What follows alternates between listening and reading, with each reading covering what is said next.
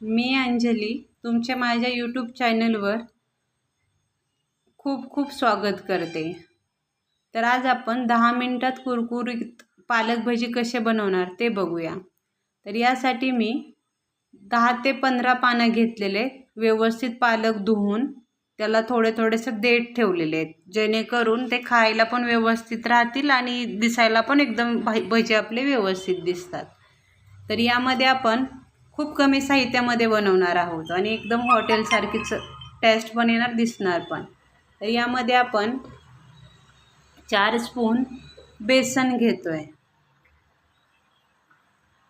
कारण की आपले 10 ते 15च पानं आहेत, जास्तीत जास्त 15 पानं आहेत, त्याच्यामुळे आपण 4 स्पून बेसन घेतोय। जर आपले 30 पानं असतील तर आपण 8 स्पून बेसन घ्या, आणि जर 7-8 पानं असतील तर 2 स्पून बेसन घेतलं तरी चालेल, याला जास्त बेसन नाही आहे लागत।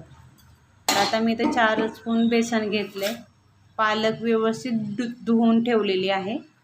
तर आता या बेसनमध्ये आपण खूप कमी साहित्य टाकणार आहोत। तर याच्यामध्ये आपण एक स्पून हळद टाकणार आहोत, 1 स्पून लाल मिरची पावडर टाकणार आहोत। याच्यामध्ये आपण लाल मिरची पावडरच यूज करणार आहोत, कारण की तरच भजी तुमचे व्यवस्थित होतील। 1 स्पून मीठ टाकतोय आपण। त्यानंतर आपण याच्यामध्ये 1 स्पून जिरी टाकतोय,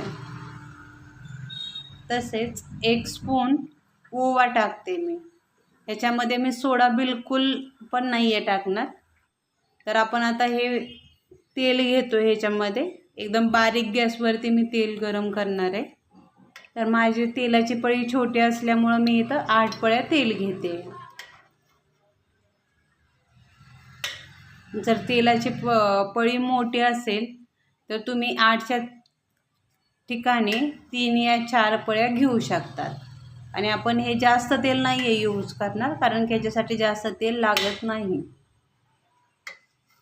तर मी अशा 8 पळ्या तेल घेते।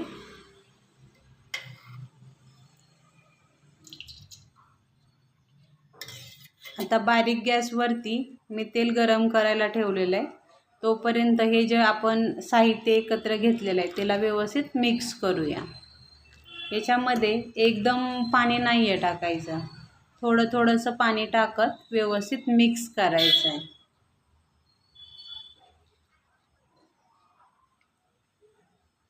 तेल आपलं गरम होत आहे तोपर्यंत, आणि मी हे पीठ मिक्स करून नाही आहे ठेवणार, हे लगेच व्यवस्थित मिक्स झालं की लगेचच मी पालक ह्याच्यामध्ये बुडवून त्याला व्यवस्थित थर बेसनचा लावून फ्राय करणार आहे। तुम्ही पण असंच करा, तरच तुमचे भजी व्यवस्थित कुरकुरीत होतील। हे मी व्यवस्थित मिक्स करून घेतलेलं आहे, कुठंच मी गाठी वगैरे थेवलेल्या नाही आहेत। एकदम व्यवस्थित बेसन आणि हे सगळं जे साहित्य होतं ते मी मिक्स करून घेतलेलं आहे, थोडंसं पाणी टाकलेलं आहे।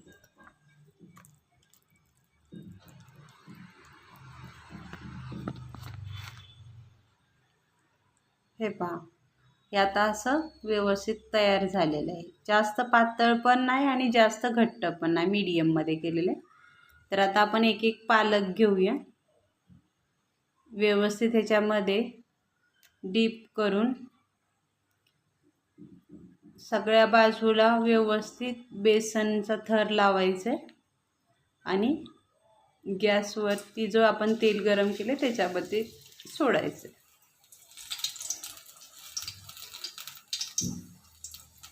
तर हे बारीक गॅसवरच करा, तरच तुमचे हे कुरकुरीत भजी होतील। आणि रेसिपी एकदा नक्की ट्राय करा। जर रेसिपी आवडली तर लाईक शेअर करा।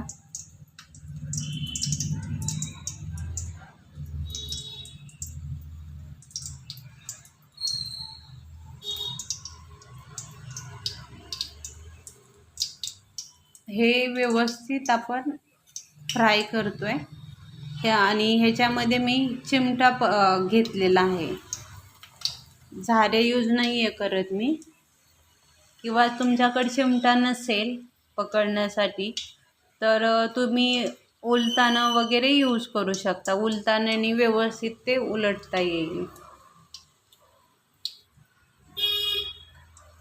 झाऱ्याने ते तुटण्याचे चान्सेस आहे, तर एकदम हळू त्याला पलटी करायचं.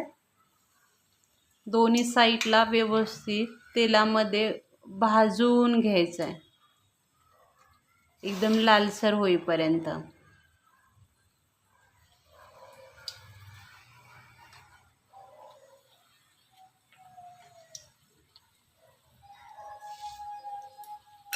हे आता लालसर झालेले आहेत.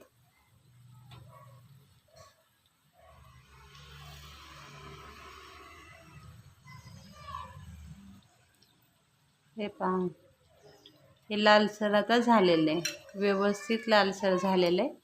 तरच तुमचे भजी खाण्यासाठी कुरकुरीत होतील हॉटेलसारखं. ह्याच्यामध्ये गडबड नाही करायची. हे पहा, दोन्ही साईड एकदम लालसर झालेले आहेत आता.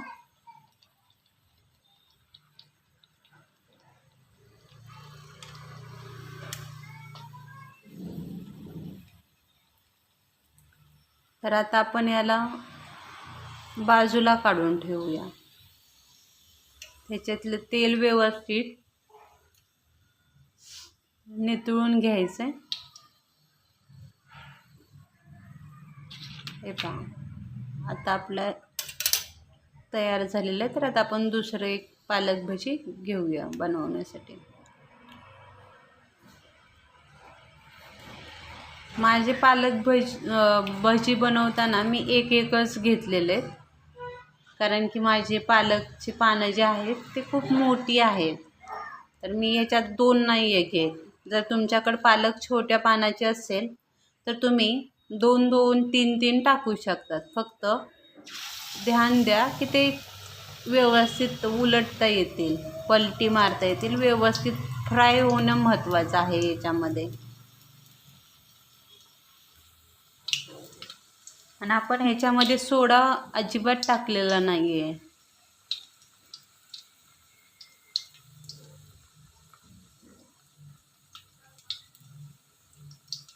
सोड्याच्या जागी आपण ह्याच्यामध्ये ओवा टाकलेला आहे, त्याने टेस्ट पण छान लागते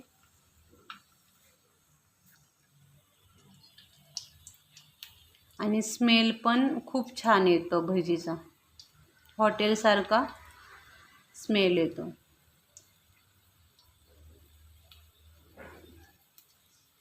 हे पहा, मी गॅस फास्ट केलेला नाही आहे, गॅस माझा एकदम स्लो आहे, त्याच्यामुळे थोडा वेळ लागतो आहे, पण सगळे व्यवस्थित एका साईडला भाजले जात आहेत.